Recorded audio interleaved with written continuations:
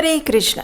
भगवत गीता में भगवान श्री कृष्ण 7वें अध्याय के 14वें श्लोक में बताते हैं, दैवी एषा गुणमयी मम माया दुरत्यया मामेव ये प्रपद्यन्ते मायामेतां तरन्ति ते।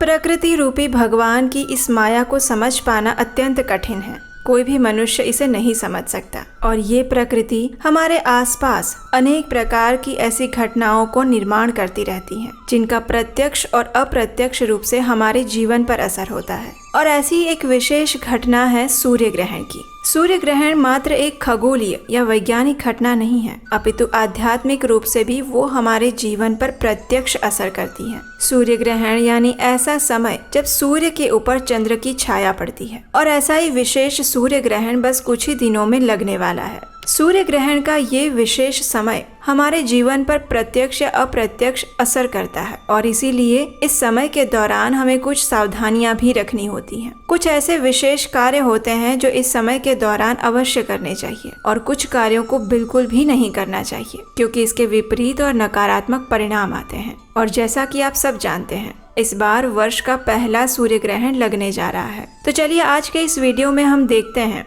कि इस बार आने वाले सूर्य ग्रहण में किन किन बातों का विशेष ध्यान रखना चाहिए।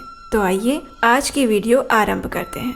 वर्ष 2025 का सबसे पहला सूर्य ग्रहण लग रहा है 29 मार्च 2025 शनिवार के दिन। ये आंशिक सूर्य ग्रहण रहेगा, यानी कि इस दिन संपूर्ण सूर्य पर ग्रहण नहीं लग रहा है। सूर्य के कुछ ही हिस्सों पर इस दिन चंद्र की छाया दिखाई देगी, और ये ग्रहण लग रहा है चैत्र मास के शुक्ल पक्ष की अमावस्या तिथि पर। यह ग्रहण आरंभ होगा दोपहर 2:20 से और पूर्ण होगा शाम 6:13 पर। संध्या में 4:17 पर यह अपनी सर्वोच्च स्थिति पर रहेगा, और इस प्रकार लगभग 3 घंटे 52 मिनट तक ये सूर्य ग्रहण लगने वाला है। इस बार का सूर्य ग्रहण विशेष है और वो कुछ ही स्थानों पर दिखाई देगा, और वो स्थान है Canada, Portuguese, Spain, Ireland, France, United kingdom, Denmark, Germany, Norway, Finland और रशिया। इस बार का ग्रहण Bharat, Pakistan, Sri Lanka, Nepal, Afghanistan, Fiji, Mauritius, UAE और अन्य एशियाई देशों में नहीं दिखने वाला है। ये दक्षिण अफ्रीका, ऑस्ट्रेलिया और दक्षिण अमेरिका के ज्यादातर खंडों में भी नहीं दिखाई देगा। तो अगर आप उन स्थानों पर रह रहे हैं जहां पर सूर्य ग्रहण इस बार लगने वाला है, तो ये वीडियो आपके लिए है। इस दिन आपको कुछ विशेष बातों का ध्यान रखना होगा, जैसे कि सूतक काल का पालन करना। सूतक काल ऐसा समय होता है जब सूर्य या चंद्र ग्रहण अभी शुरू नहीं हुआ है, लेकिन सूर्य ग्रहण से 12 घंटे पहले ही सूतक काल आरंभ हो जाता है। इसलिए लगभग रात 2:20 से सूतक काल आरंभ हो जाएगा। सूतक काल से ही कुछ विशेष सावधानियां बरतनी होती हैं, और ये सावधानियां क्या है, आइए हमारे शास्त्रों से देखते हैं। हमारे ग्रंथों में बताया गया है, ग्रस्यमाने भवेत् स्नानम ग्रस्ते होमो विधीयते मुच्यमाने भवेत् दानम मुक्ते स्नानम विधीयते। यानी जब ग्रहण शुरू होने वाला है, उस समय सबसे पहले प्रत्येक व्यक्ति को स्नान करना चाहिए। संपूर्ण ग्रहण काल के दौरान भगवान के पवित्र नाम का अधिक से अधिक जप करना चाहिए, यानी कि हरे कृष्ण महामंत्र, हरे कृष्ण कृष्ण कृष्ण हरे हरे, हरे राम राम राम हरे हरे, इसका अधिक से अधिक संख्या में माला पर जप करना चाहिए। इस समय में दान दे सकते हैं, और जब ग्रहण समाप्त हो जाए तो पुनः स्नान करके स्वयं को शुद्ध करना चाहिए। सूर्य ग्रहण शुरू होता है उससे पहले का समय, और जब समाप्त होता है उसके बाद का समय, इस संपूर्ण समय अवधि को सूतक काल कहा जाता है। और ये संपूर्ण सूतक काल अशुभ माना गया है, इसलिए इस समय में कोई भी शुभ कार्य या जीवन के दैनिक कार्य भी नहीं करने चाहिए। इस समय में भोजन नहीं पकाया जा सकता और खाया भी नहीं जा सकता। सूतक काल शुरू होने से पहले ही रसोई में कुछ खाद्य पदार्थ ऐसे होते हैं जिसके ऊपर ग्रहण का प्रभाव नहीं पड़ता, जैसे कि दूध, दही, छाछ, घी, तेल या फिर तेल में बने हुए पदार्थ इत्यादि। इसलिए इन पदार्थों को ग्रहण समाप्त होने के बाद भी खाया जा सकता है, लेकिन पहले से पकाया गया भोजन ग्रहण के बाद नहीं खाना चाहिए।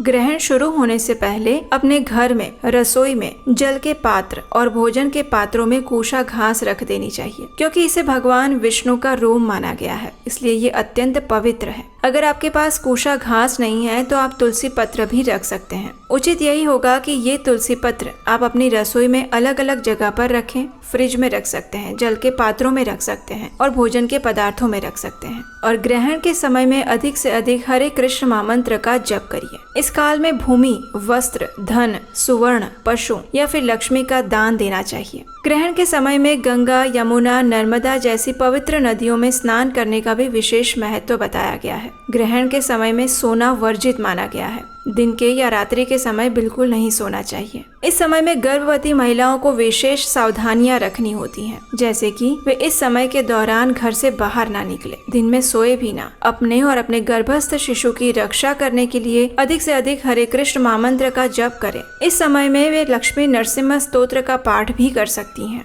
हनुमान चालीसा या फिर सुंदर कांड का पाठ कर सकते हैं। अगर आपके घर में कोई गर्भवती महिला, बच्चे या वृद्ध हैं जिनके लिए भूखा रहना असंभव है और अत्यंत आवश्यकता है, तो वे भोजन या फिर दवाई ले सकते हैं, लेकिन जितनी आवश्यकता है उतना ही। लेकिन इस समय में प्रयास करना चाहिए कि अधिक से अधिक हरे कृष्ण महामंत्र का जप किया जाए, भगवत गीता, श्रीमद् भागवतम इत्यादि का पाठ किया जाए और घर में आध्यात्मिक वातावरण बना के रखा जाए। अगर आवश्यकता नहीं है तो घर के बाहर भी नहीं जाना चाहिए। अपने मन, चेतना और क्रियाओं को भगवत केंद्री रखना चाहिए। जब ग्रहण समाप्त हो जाए तो घर में रसोई में गंगाजल छिड़कना चाहिए और स्वयं भी गंगाजल की कुछ बूंदें जल में डालकर स्नान करना चाहिए। अगर आपके पास गंगाजल नहीं है तो आप ये मंत्र बोलकर मानसिक रूप से पवित्र नदियों का आवाहन कर सकते हैं।